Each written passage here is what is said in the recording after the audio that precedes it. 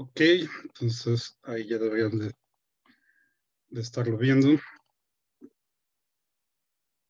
Sí, Primero vamos a revisar esto del concepto de trabajo, cómo se hace cómo se define aquí en termodinámica, y vamos a usar para eso, como siempre, nuestro sistema canónico, que es el gas ideal.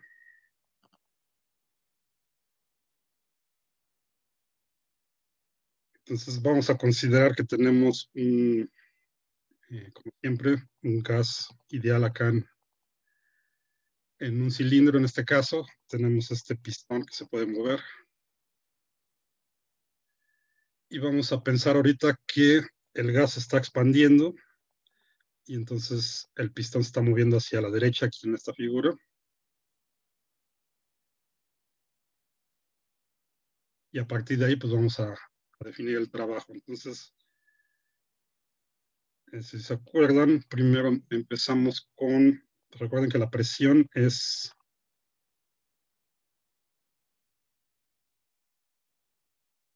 fuerza entre área, o en realidad es la magnitud de la fuerza nada más, la magnitud de la fuerza entre el área. Entonces aquí podemos pensar en la presión que está ejerciendo el gas. La escribimos en términos de la magnitud de la fuerza entre el área. Entonces lo consideramos así como promedio, porque en realidad pues, cada molécula que esté pegando aquí puede ejercer una fuerza. Acuérdense que la presión pues, es el promedio, es la expresión macroscópica del promedio de todas las fuerzas que están actuando de las moléculas del gas que pegan en las paredes del recipiente, en este caso en el pistón. Y podríamos escribir entonces la fuerza en términos de la presión, pues justo como presión por área, que es lo que está aquí. Bueno, ¿se acuerdan de la definición de trabajo? Que es fuerza por desplazamiento. Si estamos en una dimensión y la fuerza y el desplazamiento son paralelos, el coseno entre ambos es cero, perdón, el ángulo entre ambos es cero, entonces el coseno de cero es 1, y recuerden que el trabajo sería entonces simplemente magnitud de la fuerza por magnitud del desplazamiento. Entonces vamos a pensar que aquí el pistón se mueve una distancia pequeña de x. Este sería nuestro desplazamiento diferencial. Y entonces lo que tendríamos aquí sería una diferencial del trabajo, que lo podemos escribir como la fuerza por el desplazamiento, y la fuerza pues la ponemos en términos de la presión y del área del émbolo este, el área de esta sección. Lo ponemos simplemente como presión por área por dx. ¿Okay? Y ahora nos fijamos en esta parte de aquí.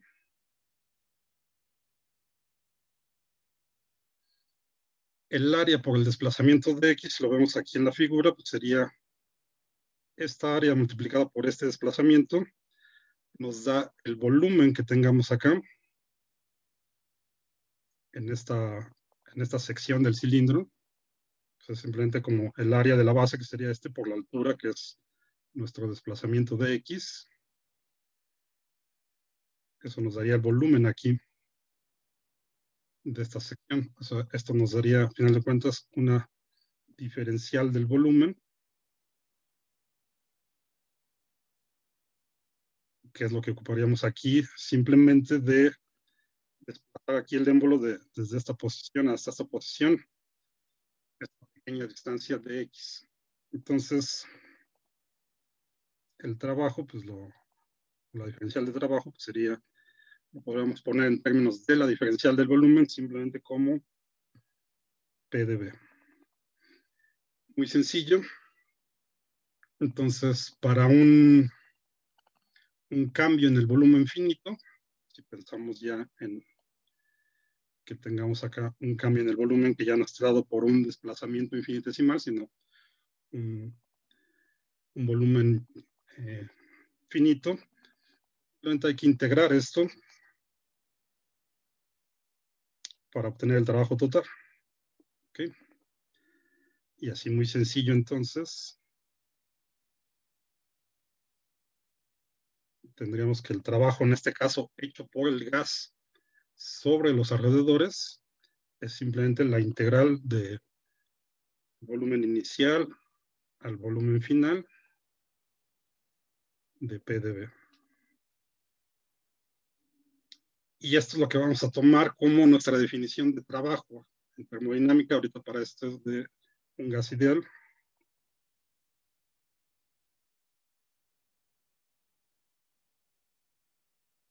Y aquí es importante tener en cuenta la convención de signos. Vamos a utilizar la misma que hemos utilizado, la misma convención de signos que utilizamos en física general, para definir el trabajo. O sea, vamos a considerar que el trabajo es positivo si lo hace el sistema, como en este caso, que es el gas, está haciendo trabajo sobre los alrededores, y en ese caso sería positivo. Entonces, que esto está referido al trabajo hecho por el gas, o por el sistema en general. Entonces, visto así, esto va a ser positivo si el gas se expande. Entonces, acá el cambio en el volumen, la diferencial del volumen, pues es positivo. Decimos que el gas hace trabajo sobre los alrededores, y en ese caso es positivo. También lo podemos poner al revés. Si ahora comprimimos acá el émbolo, entonces eso quiere decir que le estamos aplicando acá una fuerza externa. En este caso, los alrededores hacen trabajo sobre el gas. Si lo comprimimos, entonces la diferencial de volumen va a ser negativa. El cambio en el volumen es negativo, y entonces nos va a dar un trabajo negativo. En este caso, decimos que los alrededores están haciendo trabajo sobre el sistema. Acuérdense de eso. Según esta definición de aquí, el trabajo va a ser positivo si es que el sistema hace trabajo sobre los alrededores.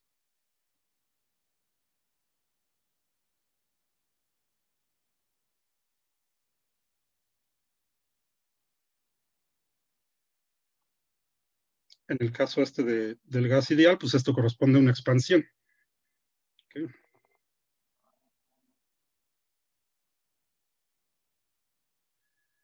Y va a ser negativo si es al revés, si ahora son los alrededores los que hacen trabajo sobre el sistema.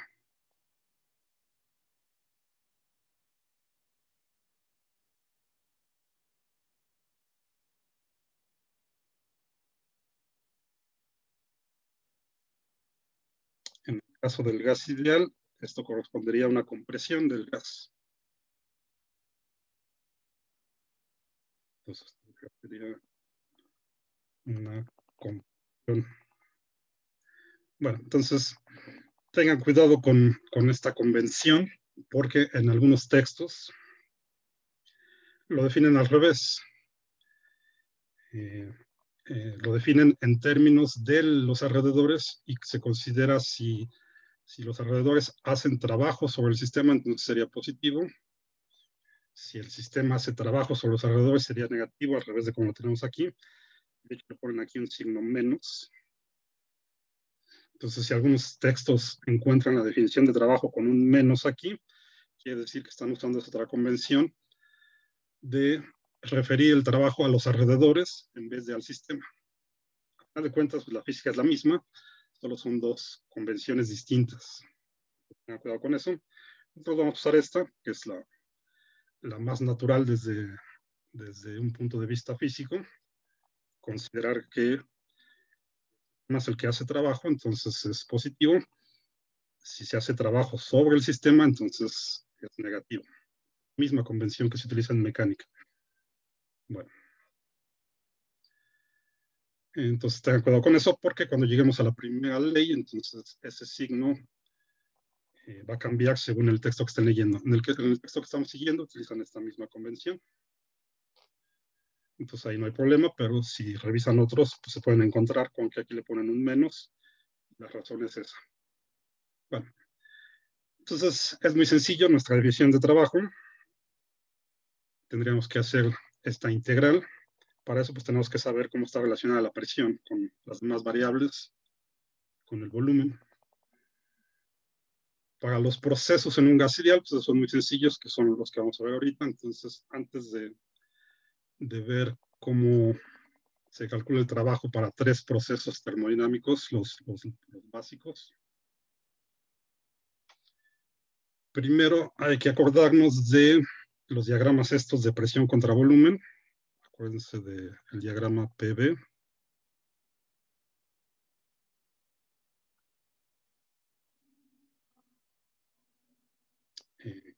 Lo vimos en la primera semana o algo así. Esto simplemente pues, graficamos la presión como la variable dependiente y el volumen como la variable dependiente, o sea, se la ponemos acá en el eje X.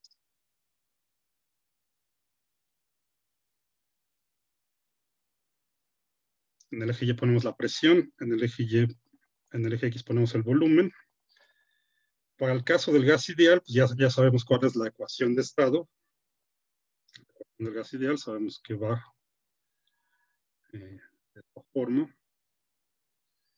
Acuérdense que en general una función de estado pues depende de las variables de estado, que pueden ser presión, volumen, temperatura, número de moles.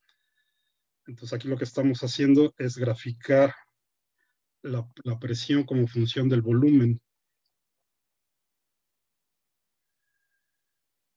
En realidad, pues tendríamos que graficarla como la presión como función del número de moles, del volumen y la temperatura. O sea, si lo escribimos así,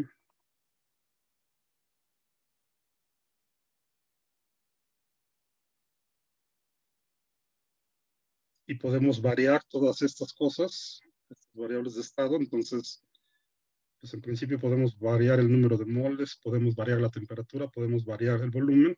Entonces, en este caso, nuestra presión sería una función que dependería de 3 variables.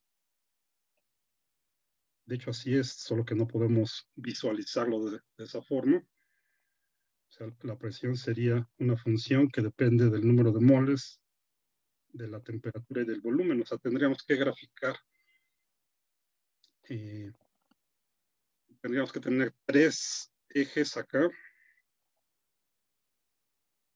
para estas 3 variables independientes, número de moles, temperatura y volumen, la presión que depende de esas 3.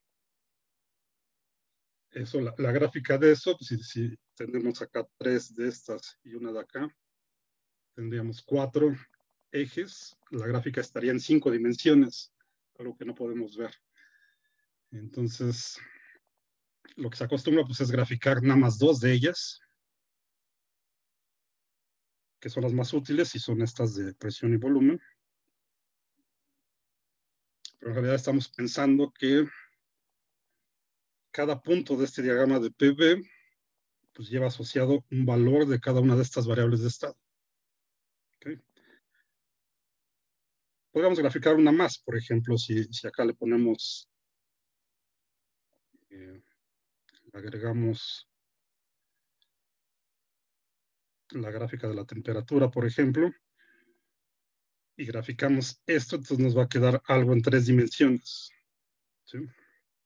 Tendríamos la presión como función de la temperatura y el volumen, y según el proceso que tengamos en nuestro gas, pues vamos a tener acá una gráfica en 3 dimensiones, algo como una especie de sábana, una cosa así. Bueno, ahorita no lo vamos a hacer, nos vamos a quedar así con 2 de estas nada más. Y a eso le llamamos entonces un diagrama de presión a volumen, un diagrama PV simplemente. Cada punto de este diagrama, entonces, si yo me fijo, por ejemplo, aquí, pues aquí directamente le puedo asociar un volumen y una presión.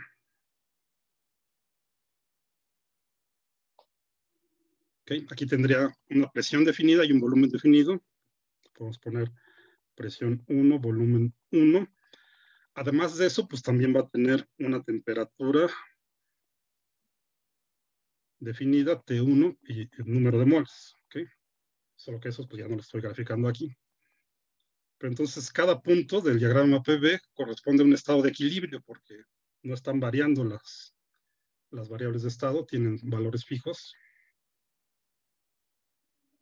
Saco de eso.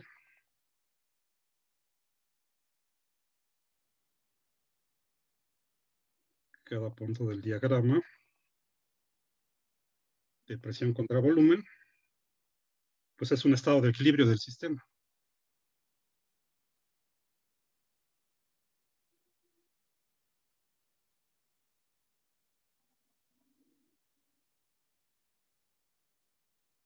Estado de equilibrio. Entonces, eso sería un punto, un estado de equilibrio del sistema. Pues después de un tiempo, nuestro sistema está cambiando, pues va a estar en otro lado. Entonces, un tiempo después, pues, podría estar por acá, donde aquí pues va a tener otros valores de nuestras variables de estado, pero también es un punto de equilibrio. Entonces, por ejemplo, acá, pues aquí va a tener una presión 2, un volumen 2. Bueno, si, así como lo dibujé aquí, por ejemplo, entonces, para pasar de este punto de equilibrio a este punto de equilibrio, lo que sucede es que bajó la presión y aumentó el volumen. Entonces, esto sería una expansión del gas, se está expandiendo. Ahora, ¿qué pasa exactamente? Pues tenemos que saber qué pasa con las otras variables. Por ejemplo, si mantenemos la temperatura constante, aquí tenemos la temperatura constante, y no cambiamos el número de moles, entonces toda esta parte del numerador es constante. Entonces aquí sí podemos ver la presión simplemente como función del volumen, porque esto ya todo es constante. Para el caso de temperatura constante, entonces recuerden que tenemos que la presión y el volumen son inversamente proporcionales. Y si se acuerdan de cálculo, pues esto sería una gráfica de este tipo, de las que hayamos visto, como de 1 entre x, que acuérdense que es una hipérbola. ¿Sí? Simplemente acá le estamos multiplicando por una constante, que sería esto. Entonces, si el proceso sucede a temperatura constante y no están cambiando el número de moles, ahorita vamos a suponer en todos estos que el número de moles no cambia. ¿Okay? Lo vamos a dejar constante. Y además dejamos la temperatura constante, entonces la gráfica de ese proceso en un diagrama de presión contra volumen, pues va a ser una hipérbola. Entonces, para este que tengo aquí,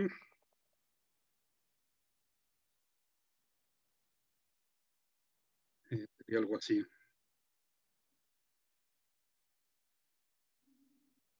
¿Sí? Entonces, le corresponde a un proceso isotérmico. Acuérdense que si la temperatura no cambia, entonces el proceso es isotérmico. Esto de acá sería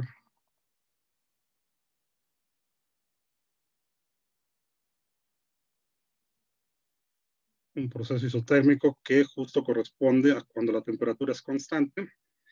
Son hipérbolas, aquí mi hipérbola pues está muy fea dibujada, pero siempre los procesos de temperatura constante en un diagrama de presión contra volumen son hipérbolas. Y a esas hipérbolas se les llama isotermas, justamente. La gráfica de estos son hipérbolas.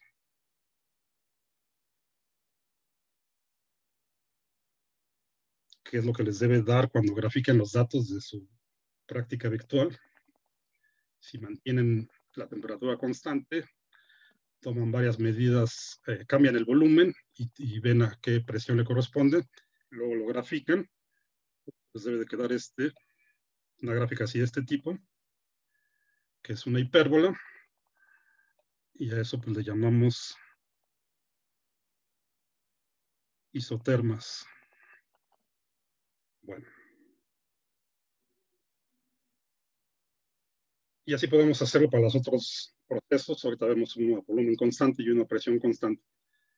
Antes de eso, entonces, algo que también quiero repasar, que también ya habían visto desde la primera semana, pero que conviene repasar, es qué pasa con los procesos reversibles, porque aquí, en principio, hay un pequeño problema conceptual y operacional. Ya quedamos que cada punto del diagrama PV es un punto de equilibrio. ¿Okay? Entonces, tengo aquí una gráfica continua, no tiene hoyos, entonces cada punto de la gráfica pues va a ser un punto de equilibrio. Está en equilibrio, aquí está en equilibrio, aquí está en equilibrio, en equilibrio, acá está en equilibrio. Ahora, todo el tiempo estuvo en equilibrio, pues cómo es que pudimos cambiarlo desde este punto a este punto, ¿no? ¿Sí? Para llevarlo de aquí a aquí, necesariamente hay que sacarlo de equilibrio. Entonces, esto plantea un pequeño problema, se resuelve fácilmente considerando que nos movemos de manera infinitesimal de punto a punto. ¿Okay? Es decir, empezamos aquí, lo sacamos tantito de equilibrio para que pase por acá, esperamos a que esté otra vez en equilibrio, lo sacamos tantito de equilibrio por acá, y nos movemos por acá, y así nos vamos moviendo, de manera que entonces podamos trazar una gráfica continua. O sea, de lo contrario, entonces nuestra gráfica tendría hoyos, o incluso no tendríamos gráfica alguna, sino que pasaríamos de aquí directo hasta acá. Entonces vamos a pensar que nos estamos moviendo de manera infinitesimal sobre esta gráfica que representa nuestro proceso isotérmico. Pues aquí lo voy a poner así, muy exagerado, por ejemplo, o sea, si nos movemos hacia acá, esto pues sería sacarlo de equilibrio por una diferencial de presión. ¿Sí? O sea, aquí esto que estoy denotando aquí suponemos que estamos aquí en este punto de equilibrio y lo sacamos de equilibrio un poquito, cambiando la presión muy poco, una cantidad de P. O sea, esto tengo que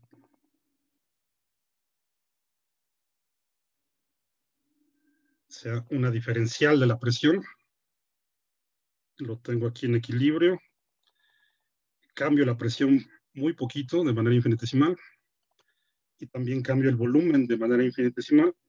Un cambio en el volumen, pues estaría acá. ¿Okay? Entonces, esto de aquí sería un cambio infinitesimal en el volumen, de manera que pasé de este punto de equilibrio a este punto de equilibrio. Aquí está muy exagerado porque no lo puedo dibujar así muy pequeñito, pero esta es la idea. Entonces, estamos pensando que nos estamos moviendo de manera infinitesimal sobre el proceso, de manera que podamos tener una gráfica continua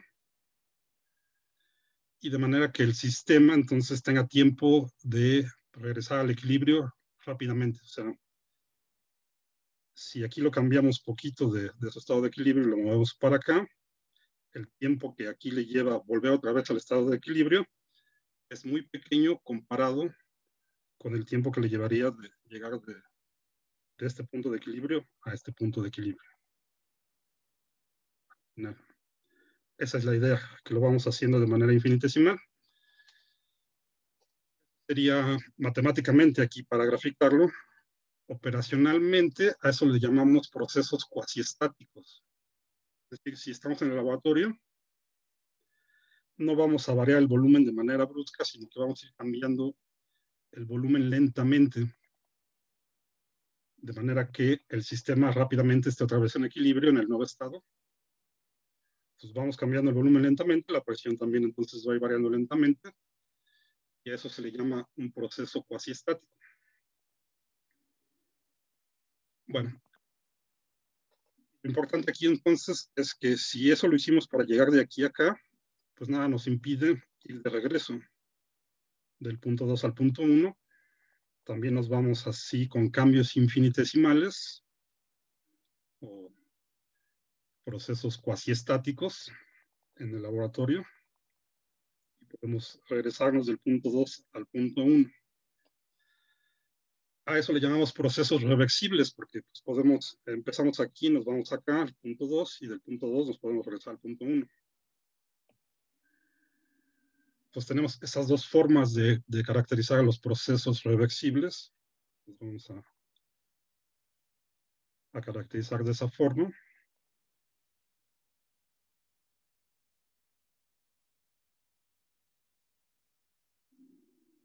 Entonces, los procesos reversibles son cuasi estáticos.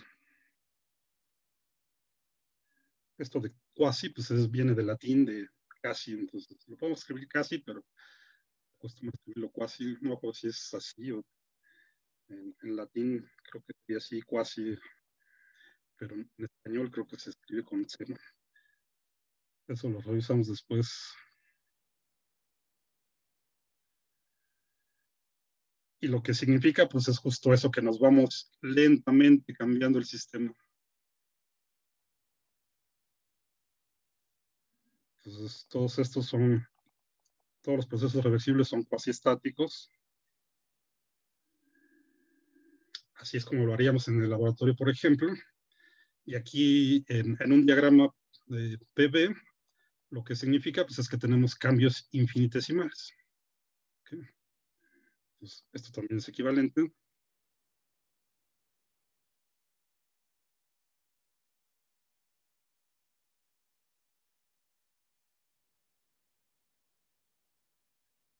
Cambios infinitesimales en los diagramas estos de presión contra volumen.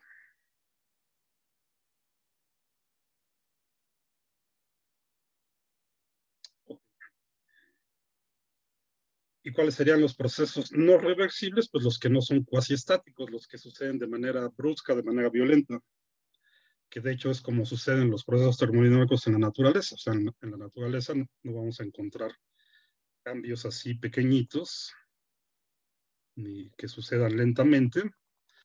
Cambios bruscos son procesos irreversibles, como el ejemplo típico pues, sería la expansión de un gas, que ya habíamos visto. Pues tenemos un gas confinado en un recipiente y lo abrimos, entonces el gas se va a expandir de manera rápida, de manera brusca.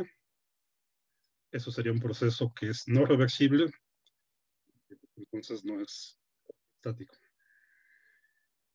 Esto entonces pues es una idealización, al final de cuentas, pero nos sirve para estudiar estos procesos justamente. Bueno, entonces ya que entendemos esto, ahora sí vamos a calcular el trabajo para distintos procesos. Entonces, déjenme cambiarle acá, sí.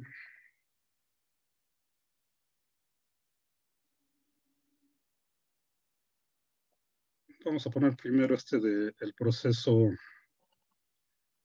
isotérmico. Pues pongo acá otra vez.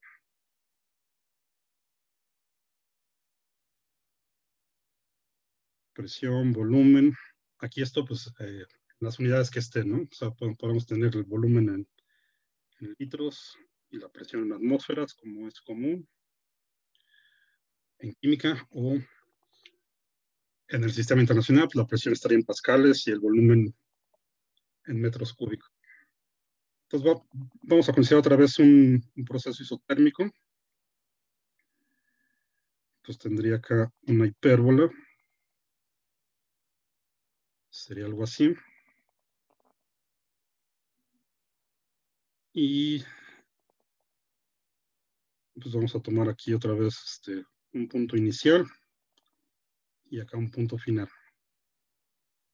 ¿Ok? Este, como siempre, pues tiene sus volúmenes en estos dos puntos. Estamos pensando que empezamos aquí, terminamos acá. Y acá pues tenemos las presiones correspondientes. La presión 1, la presión 2, este punto de aquí, pues tiene presión 1, volumen 1 sería este punto. Aparte de eso, pues tenemos un número de moles, la temperatura, ¿no?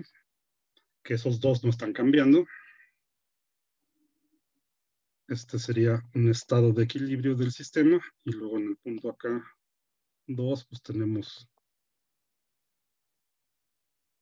presión 2, volumen 2, el mismo número de moles y la misma temperatura, que no la estamos cambiando. Entonces, este es un proceso isotérmico. Esta entonces pues es una isoterma que ya quedamos que son hipérbolas para una temperatura dada. ¿Cuál sería el trabajo que haría el sistema justo para ir del punto 1 al punto 2? Vamos la definición que acabamos de ver. Entonces, tendríamos que calcular la integral de P de B del volumen 1 al volumen 2. ¿Okay? Y aquí es muy sencillo, pues simplemente sustituimos para la presión, utilizamos la ecuación de estado que ya conocemos, la ecuación del gas ideal, y la sustituimos, que es lo que tenía en la página anterior. O sea, ya sabemos que la presión pues, es nRT entre el volumen. Sustituimos la presión aquí en la integral. Nos queda la integral del volumen 1 al volumen 2 de nRT entre el volumen por la diferencial del volumen. Como es un proceso isotérmico, nR y T son constantes. Acuérdense que tampoco estamos cambiando el número de moles. Entonces, todo esto pues, lo sacamos de la integral, porque es una constante. Y nos queda esta integral sencilla.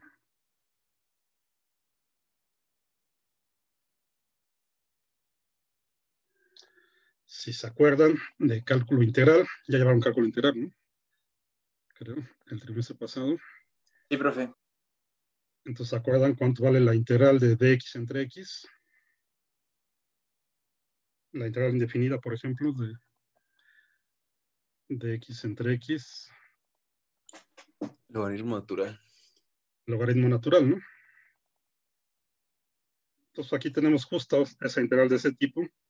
En vez de x, pues tenemos b. Pues aquí nos va a quedar el logaritmo natural de la constante nRT, logaritmo natural del volumen evaluado en los extremos de la integral. Evaluado del volumen 1 al volumen 2. Acuérdense que para evaluar las integrales se evalúa primero lo de arriba menos evaluado lo de abajo. ¿Okay? Al final de cuentas nos queda nRT que multiplica al logaritmo natural del volumen 2 menos el logaritmo natural del volumen 1. Y por las propiedades de los logaritmos, acuérdense que si tienen la resta de dos logaritmos, eso es igual al logaritmo del cociente. Entonces esto lo podemos escribir así, muy sencillo, como nRT, logaritmo natural de volumen 2 entre el volumen 1. Y ahí está. Esto entonces nos da el trabajo para un proceso isotérmico. ¿Okay?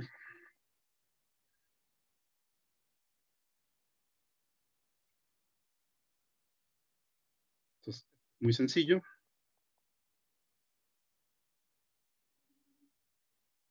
Y ahí está. el trabajo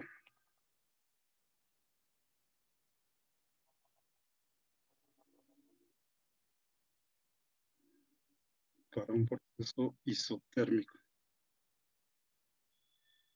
Y pues todo lo que aprendieron, bueno, lo que saben básico de cálculo integral, pues se sigue aplicando aquí. O sea, también podemos ver el trabajo en el diagrama PV como el área bajo la curva. Acuérdense que la integral nos da el área bajo la curva de la función. Entonces, ese trabajo pues, le corresponde a toda esta área, ¿no?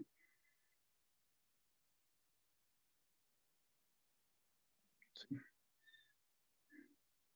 La misma expresión, en este caso, nos da toda esta área que es el área bajo la curva que corresponde a la integral. ¿Okay? Bueno, esto sería si vamos del punto 1 al punto 2, hacia acá. Si vamos de regreso, acuérdense que son reversibles todos estos procesos. Si vamos al revés, del punto 2 al punto 1, pues lo que va a pasar es que nos va a quedar esto, pero con un signo menos. ¿Okay? Porque ahora nos quedan estos al revés. Oye, aquí le puse mal. Este es B1.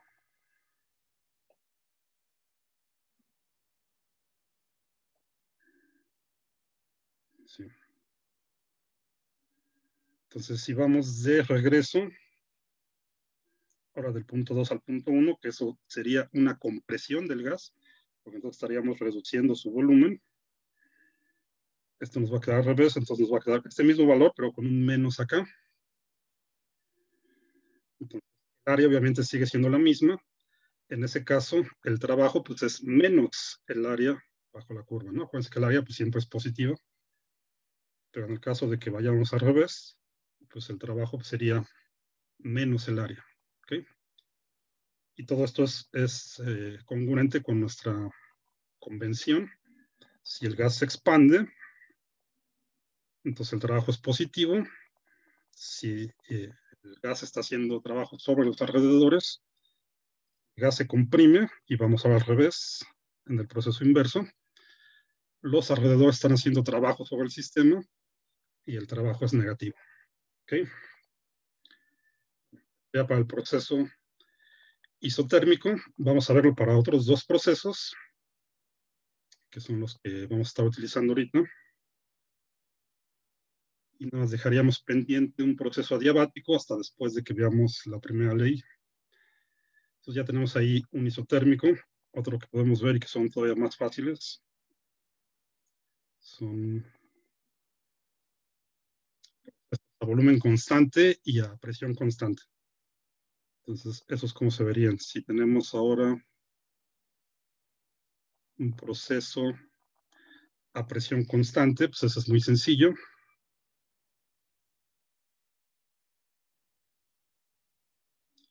Es decir, que no cambia la presión. Entonces, por ejemplo, si este es nuestro punto de equilibrio inicial y acá está nuestro punto de equilibrio final,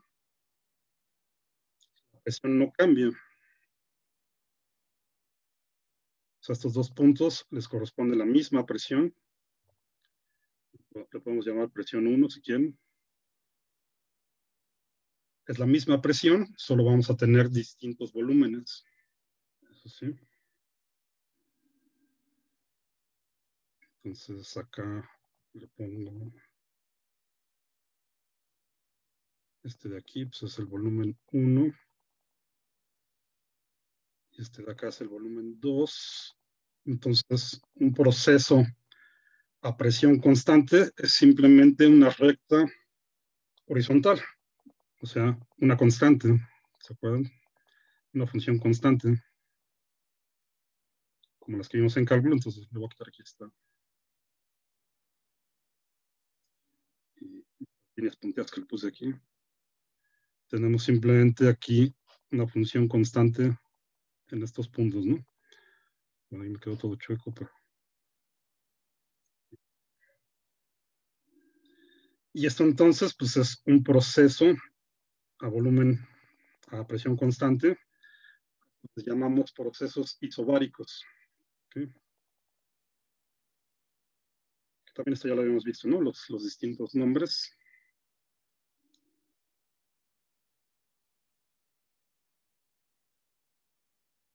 La presión es constante. Calcular el trabajo para este proceso, pues es muy sencillo. Lo podemos ver aquí directo de la gráfica, de hecho. Porque el área bajo la curva, pues es esto, a final de cuentas, ¿no? O sea, el área de este rectángulo. ¿Y cuál es el área de ese rectángulo? Pues es simplemente la base por la altura. La base, pues es la diferencia de volúmenes. O sea, de aquí. La altura, pues es la presión que tengamos, ¿no? Entonces, abajo nos queda simplemente presión por diferencia de volumen, al final de cuentas. Aquí le puse uno nada más para ejemplificarlo. O sea, esa es la presión constante que tengamos. O sea, presión por volumen final menos volumen inicial. Como siempre. Directo ahí de la gráfica, ¿no? También, pues, obviamente, también sale de la integral. Si lo ponemos aquí, como la presión es constante, pues la sacamos de la integral. Aquí vamos del volumen 1 al volumen 2.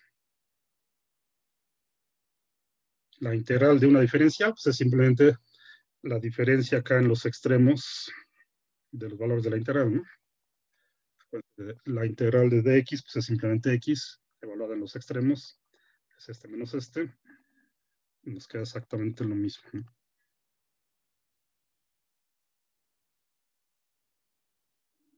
Entonces ahí está. Este sería el trabajo para un proceso isobárico. Y el de el trabajo para este proceso isobárico. ¿Ok? Vayan a escribirlo. Y el otro que podemos tener ahorita es un proceso a volumen constante, que es todavía más fácil. Si lo ponemos...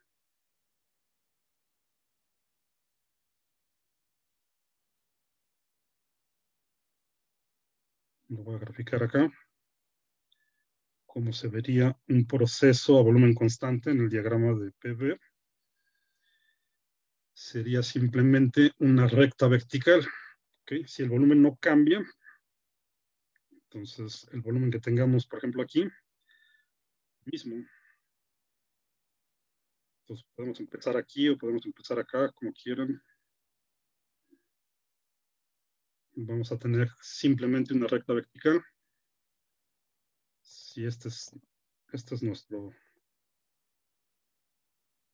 punto inicial, entonces acá le corresponde pues, una presión 1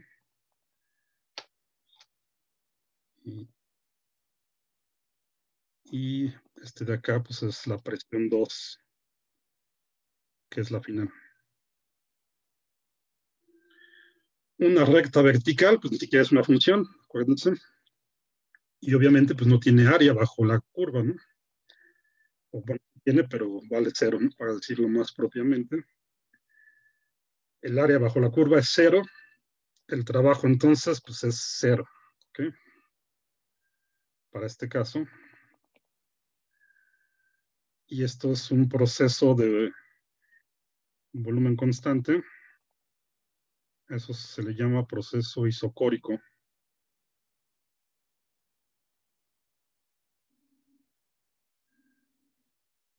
Isocórico. ¿Okay? Que significa que el volumen es constante. Y ya, entonces nada más tenemos esas tres posibilidades. En estos pues, también nos podemos,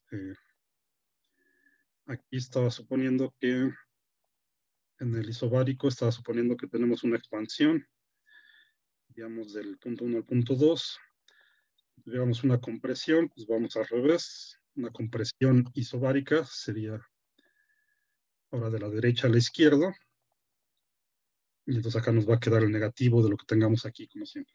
¿Sí? En ese caso el trabajo pues, sería menos esta área. Proceso isocórico pues, siempre es 0. Lo vemos también de la definición.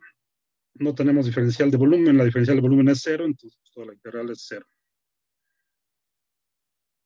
Bueno, pues ya están los tres procesos principales, el isotérmico, el isobárico y el isocórico. Nos faltaría ver uno que es el adiabático, que lo vemos dentro de un par de semanas. Ahí lo que no cambia, acuérdense, es la energía, no hay transferencia de calor en un proceso adiabático. Bueno,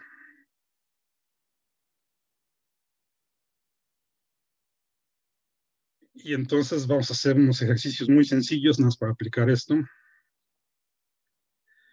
Déjenme mandarles este archivo.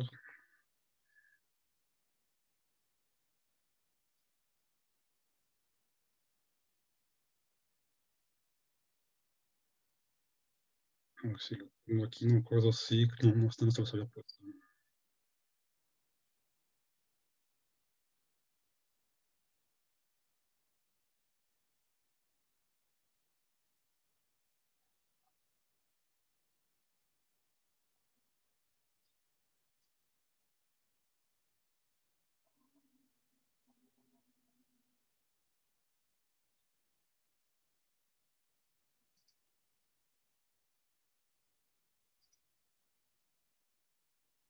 Que no dejen que lo encuentre, porque ya quién sabe dónde quedó.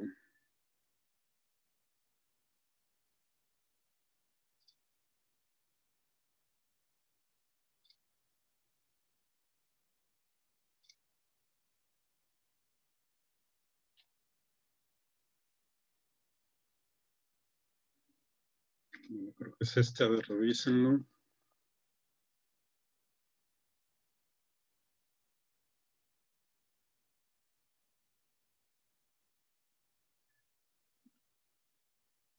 Vamos a hacer esos. Bueno, aquí dice 4, pero esta es la sesión 5. Espero que les haya pasado el correcto. Creo que sí. Si no, ahorita los vemos de aquí y al rato les pongo el cuál es el correcto. Bueno,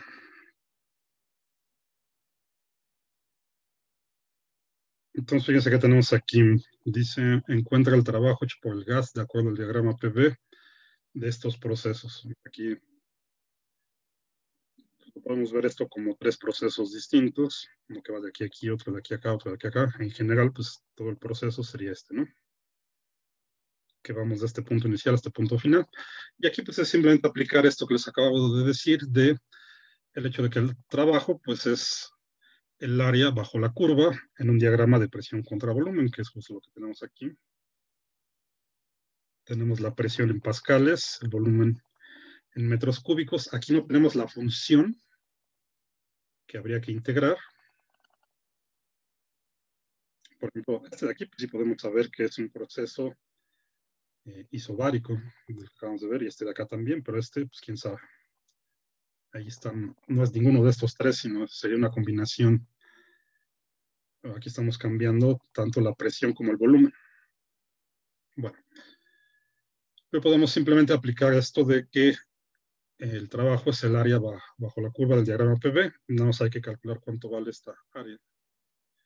Y aquí es muy fácil, ¿no? ¿Cómo quedaría así? De aquí a aquí. Aquí tenemos 3. Y acá uno de estos, o sea, aquí serían 3 metros cúbicos. Y a la base de este rectángulo, por ejemplo, ¿no? Ok, este que estoy poniendo aquí. Son 3 metros cúbicos por la altura, que sería el valor aquí de la presión, que es 2 por 10 a la 6. Esto está en pascales. Abajo. Eso sería la parte de este rectángulo, ¿no? Luego el otro rectángulo pues, sería este que tenemos aquí. Pues aquí tenemos 1 metro cúbico multiplicado por la altura, que sería 6 menos 2, 4. Entonces esto habría que sumarle más 1 metro cúbico por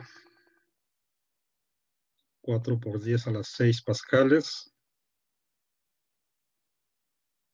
Y nos queda nada más este triangulito de aquí, ¿no? Este tiene base 1 acá en metros cúbicos.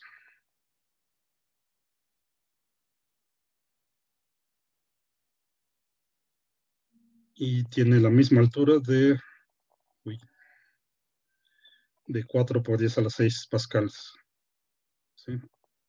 Esta altura de aquí es otra vez 6 menos 2.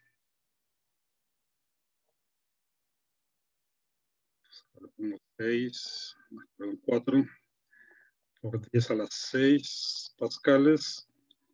Y este que es el triángulo, pues está dividido entre 2. Y ya, ¿no? Muy sencillo. Pueden tomar también, pues, el área de este rectángulo y luego el área de este rectángulo y al final el área del triángulo, como sea. Bueno, nada más chequen cuánto les da ahí.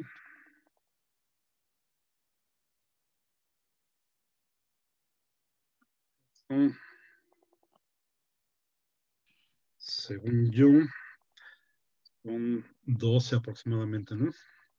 A ver, una pregunta. El segundo rectángulo, que es el que está de pie, ¿no sería la altura 6 por 10 a la 6?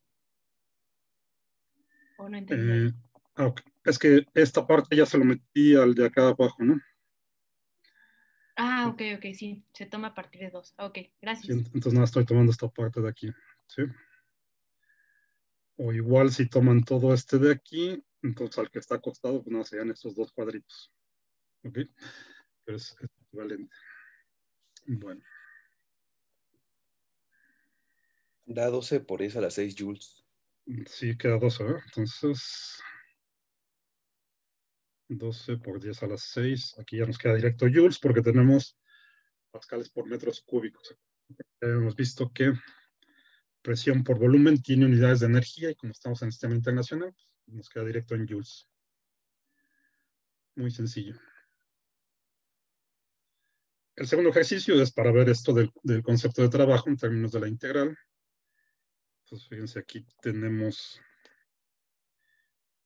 un gas ideal, sigue un proceso tal que la presión varía con el volumen de esta forma. O sea, nos podemos inventar un proceso tal que la variación de la presión al variar el volumen pues tenga esta función. Alfa es una constante que vale 5 atmósferas por metro a las 6. Si la grafican, pues se vería algo así. Esto no es una isoterma necesariamente. De hecho, esta no es una isoterma porque aquí el volumen está al cuadrado. ¿Cómo calculamos aquí el trabajo? Pues utilizamos la integral. Pues aquí no teníamos la función, pues nada más calculamos el área, que es muy fácil de esta forma. Ya tenemos la función, pues calculamos la integral. ¿Sí? Simplemente aplicamos nuestra definición de el trabajo es la integral de P de B del volumen 1 al volumen 2. Bueno, aquí tiene del volumen inicial al volumen final. Y utilizamos nuestra relación. Tenemos que en este caso la presión tiene esta función, tiene esta forma como función del volumen. Simplemente hay que integrar esto entonces con el volumen. Esa alfa es una constante, entonces la sacamos de la integral y nos queda nada más del volumen inicial al volumen final. La integral de b cuadrado, que también es muy sencilla, ¿no? De ahí entonces alfa por b cúbica sobre 3 evaluado del volumen inicial al volumen final. Y de hecho aquí tenemos los valores de los volúmenes. El volumen inicial es 1 metro cúbico y el final es 2 metros cúbicos. Entonces queda esta alfa y esto evaluado en el volumen final, que son 2 metros cúbicos al cubo, nos va a quedar 8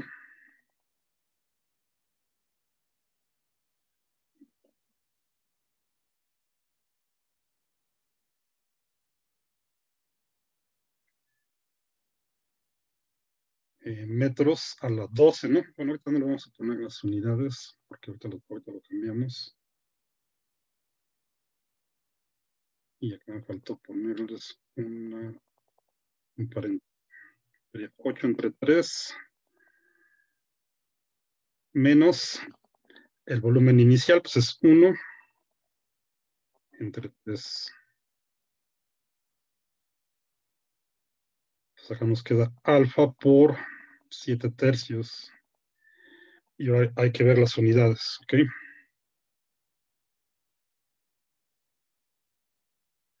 Entonces, el 3 pues no tiene unidades. Ahí lo voy a poner por acá, aunque ya se ve muy feo, pero entonces lo que nos queda es la alfa, es de 5 atmósferas por entre metro a la sexta. Y esto de aquí, entonces, que el metro cúbico está elevado al cubo, nos queda las 9, ¿no? Por 8 tercios.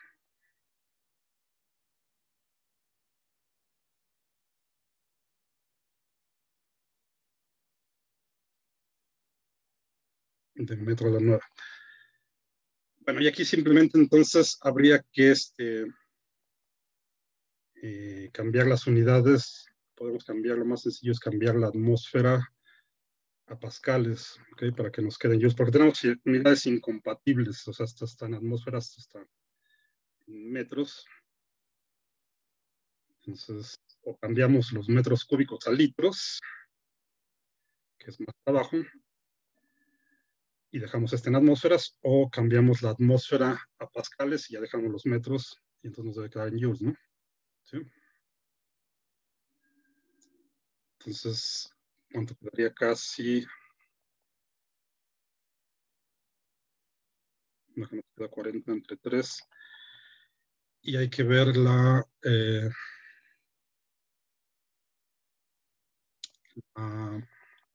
conversión de joules, de atmósferas a pascales. Profe, ¿no sería 7 tercios? Sí, 7 tercios. Son 7 tercios. Pues aquí está mal. Busque nada más la conversión de una atmósfera a pascales.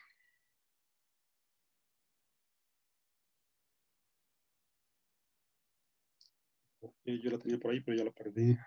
Creo que es 101.325. Ok.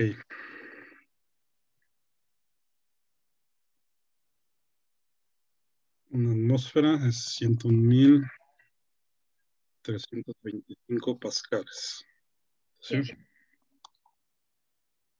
Bueno. Entonces simplemente multipliquen por 101.325 y ya nos debe quedar en joules. Quedaría 118, no, 1.182.125. Ok.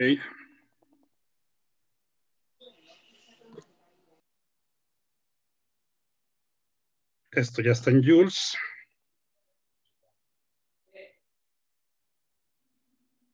Bueno, aquí nada más para ponerle, es que lo estoy haciendo aquí medio el aventón, pero bueno. Entonces, esto lo podemos dejar como, vamos a poner como 1.18 por 10 a la 6 joules, ¿sí? O 1.18 megajoules, ¿no? Y ya está. Bueno, aquí nada más para que ponerle bien las unidades antes de ponerle acá. Esto entonces, así como está aquí, sería atmósfera por metro cúbico. Entonces, por eso hay que cambiar las unidades de presión, si ya tenemos las de volumen en el mercado internacional. Y luego esto lo multiplicamos por de conversión una atmósfera que equivale a 101.325 pascal. Bueno, más para corregir la anotación que estaba muy fea ahí. Entonces así ya cancelamos la atmósfera y nos queda pascales por metro cúbico, que eso ya son joules. Entonces ya está, ¿no? Ok, entonces está sencillo porque la función que tenemos que integrar aquí pues, es sencilla, ¿no? En general, pues no vamos a tener que integrar cosas muy difíciles, sino funciones de este tipo, polinómicas, cuando mucho. Bueno, y el último ejercicio, entonces, ya lo dejé aquí todo pintado, pero dice, si don una compresión isotérmica de 0.35 moles de un gas ideal a 22 grados centígrados, los alrededores hacen 392 joules de trabajo sobre el sistema. Ya sabemos que va a ser una compresión. Encuentra la presión inicial y la final fue de 1.76 atmósferas. ¿Cómo quedaría aquí entonces? Podemos poner... Bueno, de hecho aquí no tenemos que calcular el trabajo, ya tenemos el trabajo. Lo que necesitamos es encontrar la presión. Bueno, déjenme poner una nueva. La presión final.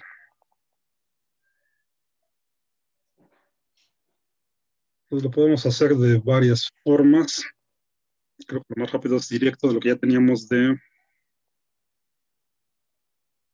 nuestra definición de lo que encontramos para el trabajo para un proceso isotérmico, que es el que tenemos aquí. La temperatura no está cambiando. Sí es isotérmica.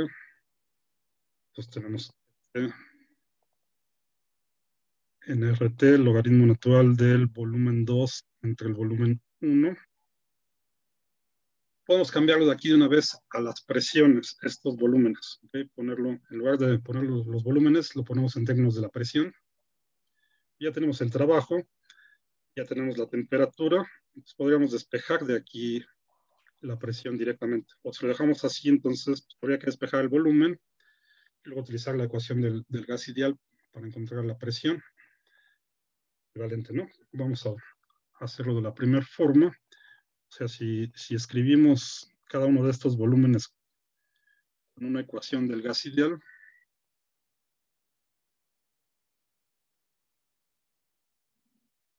no cambia, acá tendríamos la presión 1 y lo mismo para el volumen 2. El numerador no cambia y acá abajo tendríamos la presión 2. Entonces, si hacemos el cociente de B2 entre B1,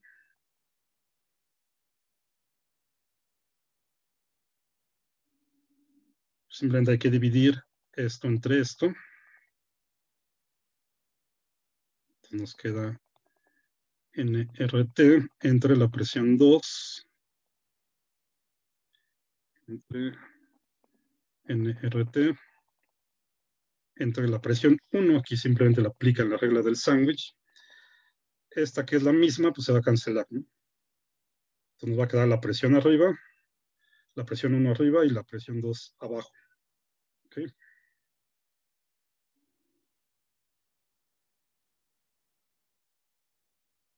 Entonces, a final de cuentas, este cociente de volúmenes es tener este cociente de presiones al revés. Ahora la presión 1 está arriba y la presión 2 está abajo. Y esa es otra forma de escribir el trabajo para un proceso isotérmico. Y una vez lo podemos poner aquí. Entonces lo podemos escribir así en términos del volumen o como nRT, logaritmo natural de la presión 1 entre la presión 2, en términos de las presiones. ¿Okay?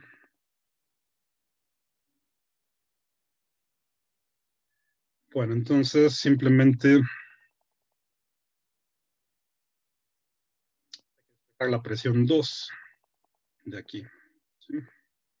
Entonces podemos escribir así. Ponemos el logaritmo natural de 1 entre la presión 2. Eso va a ser igual al trabajo entre NRT.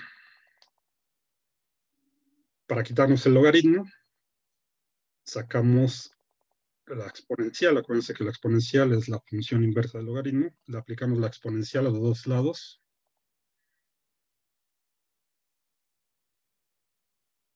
Entonces, del lado izquierdo, pues ya nos queda nada más el cociente de las presiones. Y del lado derecho, pues nos va a quedar la exponencial de todo esto. Trabajo entre NRT. Y lo que queremos es la presión 2. ¿Okay? Entonces tendríamos que darle vuelta a esto. O sea, sacarle el inverso. 1 entre esto, pues nos va a quedar la presión 2 entre la presión 1.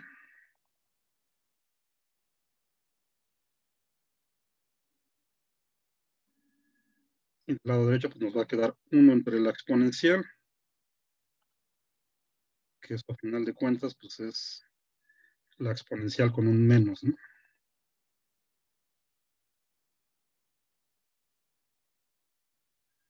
Ok. Y luego entonces, pues ya nada más la presión 1 pasa multiplicando a esta exponencial. Y el resto, pues es sustituir los datos que teníamos, ¿no?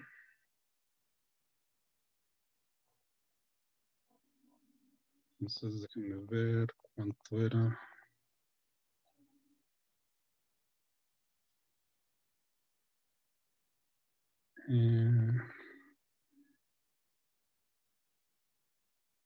La presión 1, ya perdí aquí el PDF, acá lo tengo. 1 era de 1.76 atmósferas, ¿ok?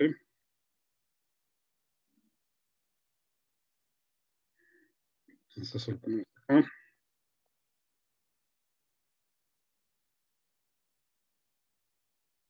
Y lo aquí es la exponencial menos el trabajo, que también ya lo teníamos, era 392 joules.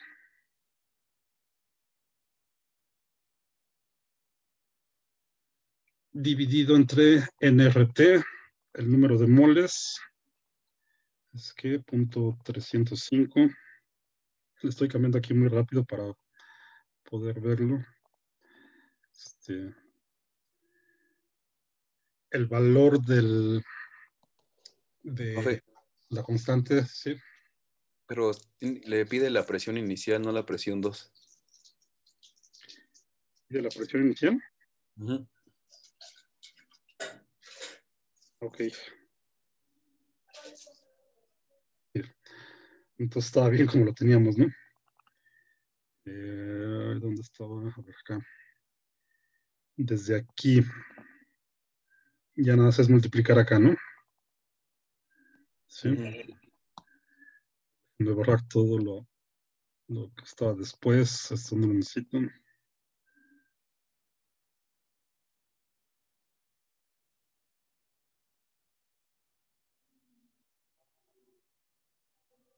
Ok. Entonces aquí directo. Despejamos la presión 1, pasamos la presión 2 acá. Nos queda E a la W NRT. Antes de escribir los datos ahí, vamos a calcular primero este cociente para que sea más sencillo. No se vea tan feo que lo ponga aquí todo amontonado. Entonces, este es el argumento de la exponencial, ¿no? Va al trabajo que era que 392 joules.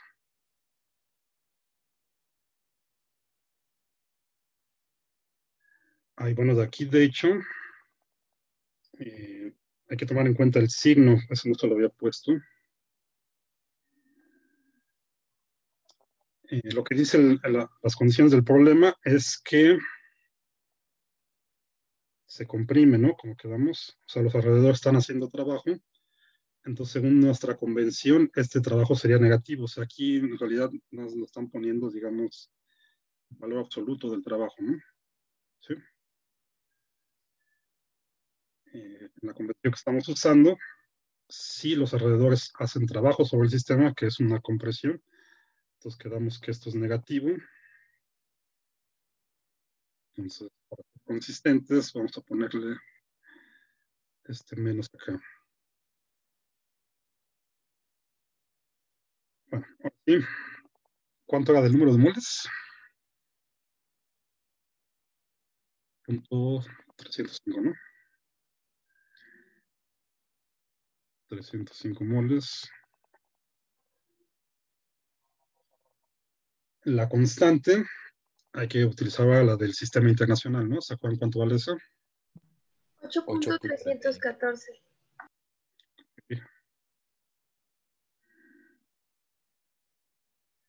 Está joules sobre mol por Kelvin.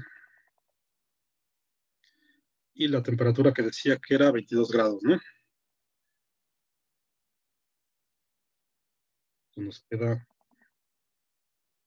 295.15 kelvins. ¿En cuánto vale todo eso? 0.6. Punto 6, ok. Nos queda menos 0.6. Y si se fijan, esto ya no tiene unidades, ¿no?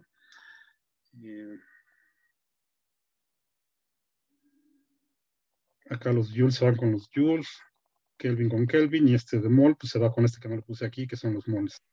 Ah, bueno, yo decía que 0.6, pero ya con la exponencial. Ah, ya con la exponencial. Ajá, sí. Bueno, y el puro Pero- cociente, nada más para tenerlo aquí completo. Ah, a ver.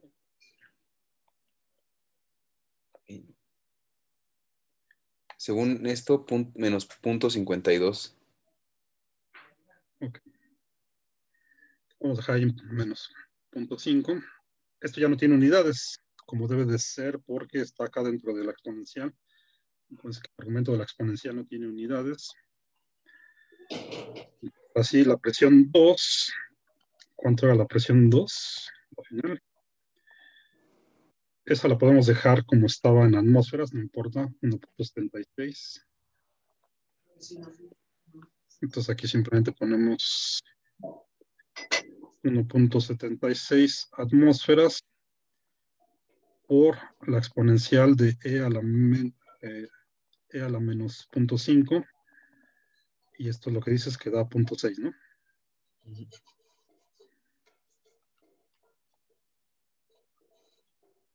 Atmósferas.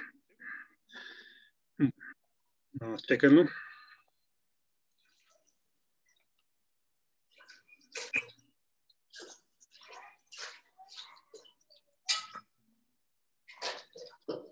Daría 1.06, ¿no?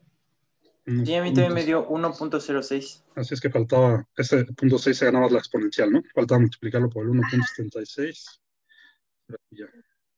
Entonces, ¿les queda qué? 1.06. 1.06. Y ahí está. Aunque de hecho esto lo podríamos aproximar a 1.1 atmósfera. Listo. ¿Sí? Bueno, entonces acuérdense de esta otra forma de escribir el trabajo para un proceso isotérmico en términos de las presiones. Esta es la forma estándar, digamos, en términos del volumen. Va el volumen, logaritmo del volumen 2 entre el volumen 1. Si lo escribimos en términos de las presiones, van al revés. Es el logaritmo natural de la presión 1 entre la presión 2. ¿Ok? Bueno. Y ya acabamos entonces. Vamos a dejarlo aquí.